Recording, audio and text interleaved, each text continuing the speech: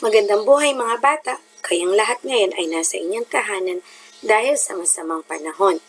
Hindi man umuulan sa inyong lugar pero tandaan, manatili sa inyong bahay at hindi natin alam kung kailan babagsak ang malakas na ulan. Ganun pa man, magpapatuloy tayo sa ating pag-aaral. Magbalik-aral tayo sa mga letrang ating natutunan.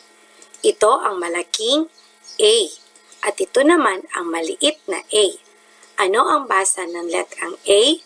A, A, A. Tatandaan natin ang unang tunog ng salitang araw. A, A, A. Araw. Ito ang malaking M. At ito naman ang maliit na letrang M. Ano ang tunog ng letrang M? Tatandaan natin ang unang tunog ng salitang mais. Mais. Ito ang malaking S. At ito naman ang maliit na letrang S. Anong tunog ng letrang S? Tatandaan natin ang unang tunog ng salitang sapatos. Sapatos. Ito ang malaking I. At ito naman ang maliit na I. Ano ang tunog ng letrang I? I, I, I. Tatandaan natin ang unang tunog ng salitang isa. I, I, I. Isa. Ano naman ang letrang ito? Tama, malaking O. At ito naman ang maliit na letrang O. Ano ang tunog ng letrang O? O, O, O. Tatandaan natin ang unang tunog ng salitang orasan. O, O, O. Orasan. Ito ang malaking B. At ito naman ang maliit na letrang B. Ano ang tunog ng letrang B? B, B, B. Tatandaan natin ang unang tunog ng salitang baka. B, B, B. Baka. Ito ang malaking I. At ito naman ang maliit na letrang I. Anong tunog ng letrang I? E, E. Tatandaan natin ang unang tunog ng salitang X. E, X. Ito ang malaking letrang U. At ito naman ang maliit na letrang U. Ano ang tunog ng letrang U? U, U, U. Tatandaan natin ang unang tunog ng salitang ulap. U, U, U. Ulap. Ito ang malaking letrang T. At ito naman ang maliit na letrang T. Ano ang tunog ng letrang T? T, T, T. Tatandaan natin ang unang tunog ng salitang tasa. Tasa. T, T, T. Tasa. Pinag-aralan din natin ang mga kulay. Ano ang kulay na ito? Tama, kulay red o pula. Anong bagay ang kulay red o pula? Tama ka kung ang sagot mo ay mansanas. Anong kulay nito? Tama, blue or asul. Anong bagay ang kulay blue or asul? Tama, kung ang sagot mo ay short. Anong kulay ito? Tama, yellow o dilaw. Ano namang bagay ang kulay yellow or dilaw? Tama ka rin kung ang sagot mo ay saging. Anong kulay ito? Tama, green o berde. Anong bagay ang pwedeng kulay green o berde? Tama ka rin kung ang sagot mo ay dahon or damo. Pinag-alaran din natin ang kulay violet o lila. Anong bagay ang kulay violet o lila? Tama, kung ang sagot mo ay ubas. Ito ang kulay orange o kahel. Anong bagay kaya ang kulay orange o kahel? Tama, kung ang sagot mo ay ang prutas na orange. Ano naman ang kulay na ito? Very good ka kung ang sagot mo ay brown o tsokolate. Anong bagay kaya ang kulay brown or tsokolate? Siyempre, ang masarap na tsokolate. Ano naman ang kulay na ito? Tama ka ulit kung ang sagot mo ay itim o black. Anong bagay ang kulay itim or black? Tama ka ulit kung ang sagot mo ay buhok or gulong. Pinag-aralan din natin ang iba't ibang hugis. Ano ang hugis na ito? Tama ka kung ang sagot mo ay parisukat. Sa English ng parisukat ay square. Tandaan, ang parisukat ay may 4 na gilid na pareho ang sukat. Sabi nyo nga, parisukat. Square. Ito naman ay ang hugis. Magaling kung ang sagot mo ay bilog. Or sa English, circle.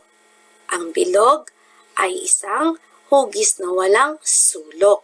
Okay, sabi nyo nga, bilog. Circle.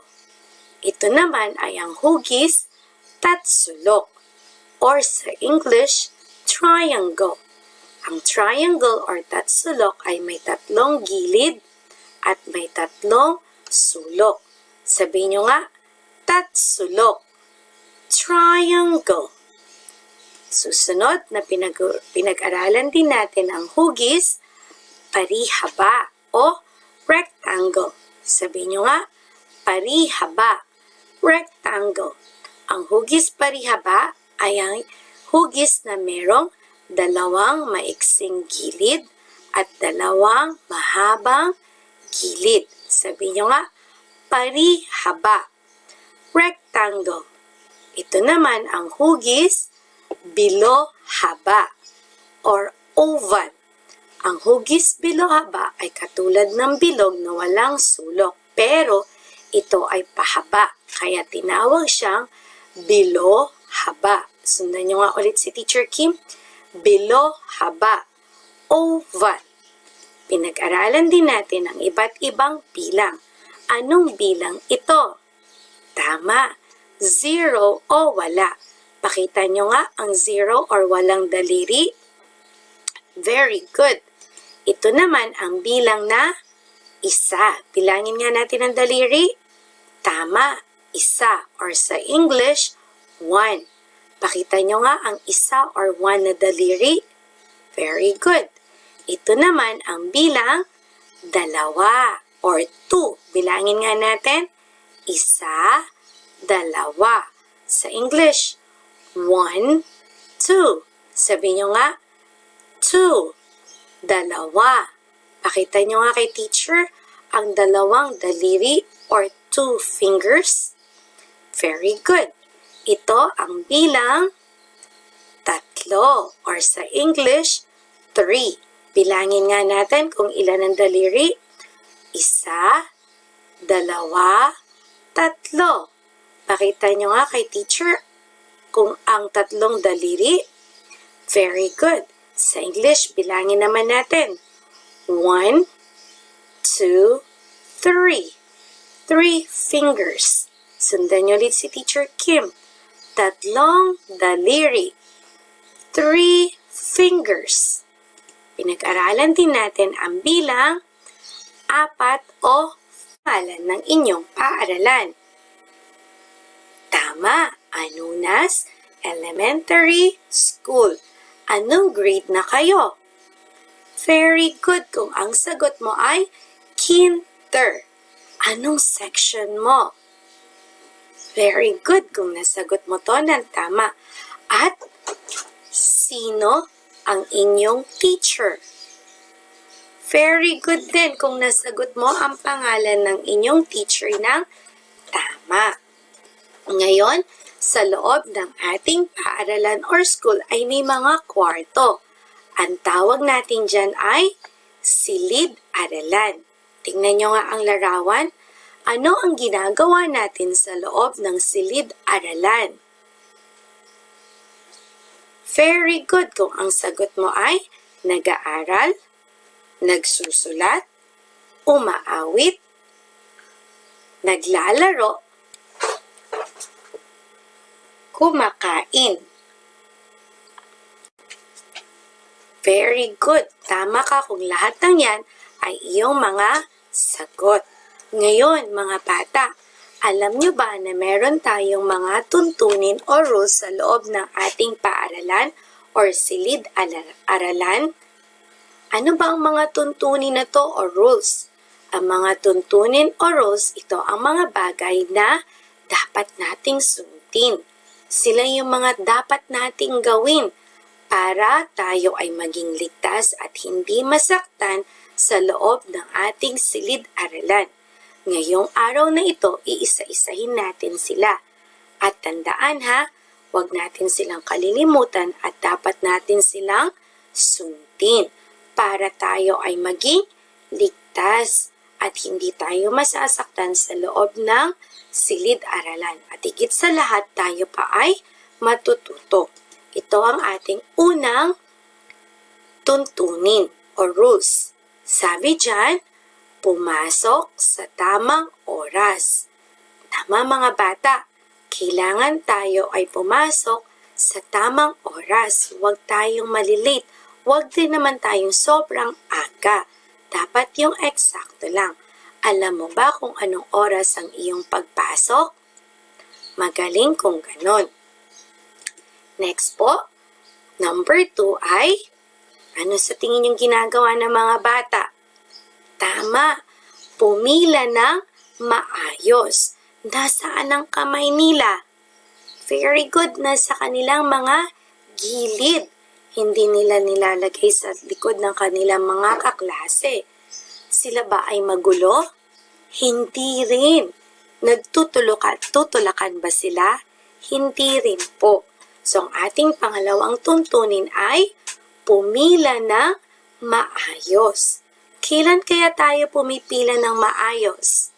Sa loob ng silid-aralan. Tama, pag oras ng pagkain, pagkukuha tayo ng ating mga baon or baonan or tubigan. Dapat maghihintay tayo. Huwag natin tutulak yung kaklase natin or huwag tayong nagmamadali. O kaya naman, bago pumasok ng silid-aralan or kapag lalabas tayo at may pupuntahan tayong ibang lugar kasama si teacher, kailangan tayo ay pumila ng maayos. Kasi kapag pipila tayo ng maayos, walang masasaktan sa atin. Walang magtutulakan at higit sa lahat, huwag mauuna. Kasi kapag nauuna ka, mas lalo kang masasaktan. Maaapakan mo yung mga kaklase mo o kaya naman matutulak mo sila at masasaktan mo sila. Hindi magiging masaya. Okay po? So tandaan, pumila ng maayos. O ulitin nga natin, ano kasing unang rule? Pumasok sa tamang oras. Hanggat maaari, huwag tayong malilate at huwag din tayong mag-a-absent kung hindi naman tayo may sakit para hindi natin mamimiss ang mga lesson natin sa loob ng classroom or silid-aralan. Pangalawa, pumila ng maayos para hindi tayo masasaktan. Pangatlong tuntunin ay ang, tignan nyo sila, anong ginagawa nila? Tama, nakaupo lang sila. Ginagalaw ba nila or nistorbo nilang kaklase nila? Hindi rin po. Nasaan ang kanilang mga kamay? Ayun, nasa itaas ng kanilang mga paa or nasa mesa. Pero hindi siya yung naninira ng table. Nakalagay lang sila ng mabuti. O tandaan na, huwag niyo masyadong kukut-kutin yung mga plastic sa table natin kasi masisira sila. So, tandaan, umupo daw ng maayos at makinig sa guro or kay teacher. Kasi kapag nakikinig ka, matututunan mo yung mga aralin sa araw na yan. At hindi mo rin maistorbo ang iyong mga kaklase. So, ikatlong rules or tuntunin, umupo ng maayos at makinig sa guro or kay teacher. Pang-apat, anong ginagawa ng mga bata? Tama, nagtataas sila ng kamay kapag may gusto silang sabihin. Huwag lang kayo basta sisigaw. Pag sumisigaw ang lahat, maingay at magulo sa silid-aralan. O tandaan, kapag nagsasalita naman ng kaklase or sumasagot, dapat makikinig tayo. Para kapag tayo din naman ang magsasalita, makikinig din sila. Ulitin nga natin, ano yung pangatlo? Umupo ng maayos at makinig sa guro or kay teacher. Pang-apat, magtaas ng kamay kapag may gustong sabihin. Pang-lima, tama, huwag maingay. Tandaan, may panahon para mag-ingay kapag naglalaro, pero wag sobra kasi masakit yun sa tenga. Okay po ba yun? So, pero lalo na kapag nagtuturo si teacher, dapat tayo ay makinig at wag maingay para hindi rin natin nastorbo ang ating mga katabi. Pang-anim, ang ginagawa nila? Tama, makipaglaro ng maayos sa mga kaklase. Huwag ihagis-hagis sa mga laruan. At kapag maayos ang paglalaro, masaya. Kapag hindi, magulo at nag-aaway-away. Kaya nga meron tayong mga rules or tuntunin para maging maayos tayo sa loob ng silid-aralan. Ulitin nga natin, ano yung ikalama? Huwag maingay. At ang ika-anim, makipaglaro ng maayos sa mga kaklase. At ang panghuling rules ay, tingnan niyo ang ginagawa nila. Tama, panatilihing malinis ang silid-aralan.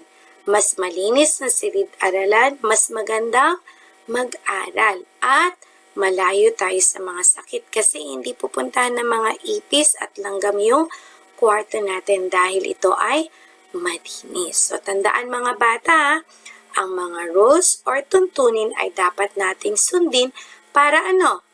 Very good, para maging ligtas at maayos ang ating silid-aralan. Pag mas maayos, mas maganda ang pakiramdam at mas madali tayong matututo. Ngayon, maglalaro tayo. Ang title nito ay susundin or hindi susundin. Kapag susundin natin ang mga rules, itaas ang thumb or mag-thumbs up at sabihin natin susundin. Kapag ito naman ay mga rules na hindi susundin, thumbs down at sabihin natin hindi susundin. Tingnan nga natin kung tama ba ang mga rules or tuntunin na to sa loob ng silid-aralan. Unang tuntunin. Ayan, anong ginagawa niya? Hinihila niya yung buhok ng kaklase, nakikipag-away. Susundin mo ba to or hindi? Very good. Hindi susundin. Okay, tandaan na, hindi yan magandang tuntunin at hindi rin yan tuntunin sa ating silid-aralan. So, hindi natin yan susundin. Next, ano to? Tama, pumasok sa paaralan sa tamang oras. Susundin or hindi susundin? Very good. Galing ha? Susundin. Next po, anong ginagawa? Anong tuntunin nito? Very good. Pumila ng maayos. Susundin or hindi susundin? Galing. Susundin. Ito naman. Di sila nakikinig kay teacher. Tingnan mo, oh. Daldal sila ng daldal. Ano ito? Susundin or hindi? Tama. Hindi susundin. Ano magandang tuntunin dapat ang sundin dyan? Very good. Makinig ng maayos kay teacher o sa guro at umupo din ng maayos. Next, ano to?